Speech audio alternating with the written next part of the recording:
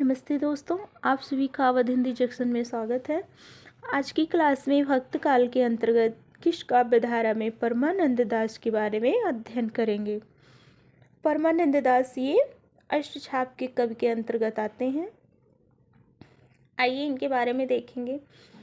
परमानंद दास का जन्म 1493 ईस्वी में हुआ था और कन्नौज के कान्यकुब्ज ब्राह्मण परिवार में हुआ था इनका जन्म।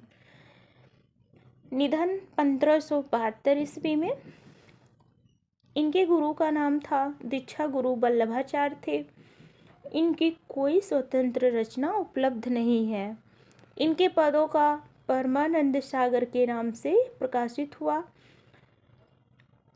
इनके पदों का प्रकाशन परमानंद सागर के नाम से प्रकाशित हुआ, जिसमें 835 पद हैं।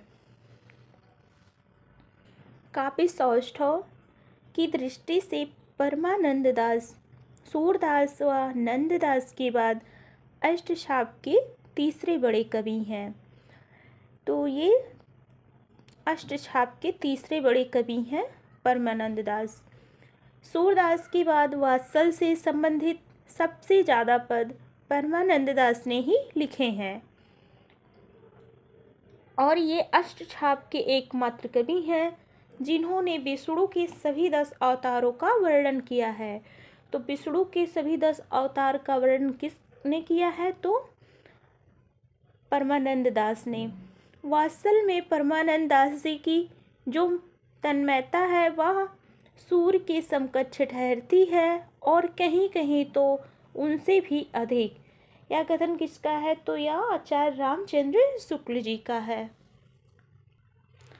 अगले कवि हैं अष्टछाप के कृष्णदास। इनका जन्म 1496 ईस्वी चिलोत्रा गुजरात में हुआ। कृष्णदास का जन्म चिलोत्रा गुजरात में हुआ था और इनका निधन 1578 ईस्वी में हुआ। इन्होंने 1510 ईस्वी में वल्लभाचार्य से पुष्टि मार्ग की दीक्षा ली थी। तो कृष्णदास ने किससे दीक्षा ली थी? तो वल्लभाचार्य से। ये कुशल बुद्धि थे, अतः वल्लभाचार्य ने इन्हें मंदिर में प्रबंधन का कार्य सौंपा था। अपने साथियों के बीच में ये अधिकारी के नाम से प्रसिद्ध हुए।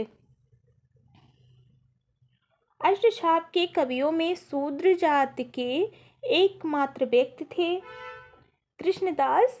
ये अष्टछाप के कवियों में शूद्र जाति के एकमात्र व्यक्ति थे। इन्होंने श्रीनाथ जी के मंदिर को बंगालियों के प्रभाव से मुक्त कराया था। कृष्णदास ने श्रीनाथ मंदिर को बंगालियों के प्रभाव से मुक्त कराया था। विट्ठलनाथ से अनबन होने पर बीरबल ने इन्हें बंदी बना लिया था। बाद में विट्ठलनाथ जी ने ही इन्हें मुक्त करवाया। एक कुआं बनवाते समय उसी में गिर जाने से इनका निधन हुआ था। कृष्णदास की रचनाएं। इनकी रचनाएं हैं जुगल मानचरित्र, भ्रमर गीत और प्रेम तत्व निरूपण। ये 3 प्रमुख रचनाएं हैं इनकी। और भ्रमर गीत कृष्णदास की रचना है और भंवर गीत नंददास की रचना है। कृष्णदास की मातृभाषा गुजराती है, किंतु इनके पदों की भाषा ब्रज भाषा है। मातृभाषा इनकी गुजराती है और पदों की भाषा ब्रज भाषा है। सूरदास तथा नंददास के सामने इनकी कविता साधारण कोटि की है। तो यह कथन आचार्य रामचंद्र शुक्ल जी का है।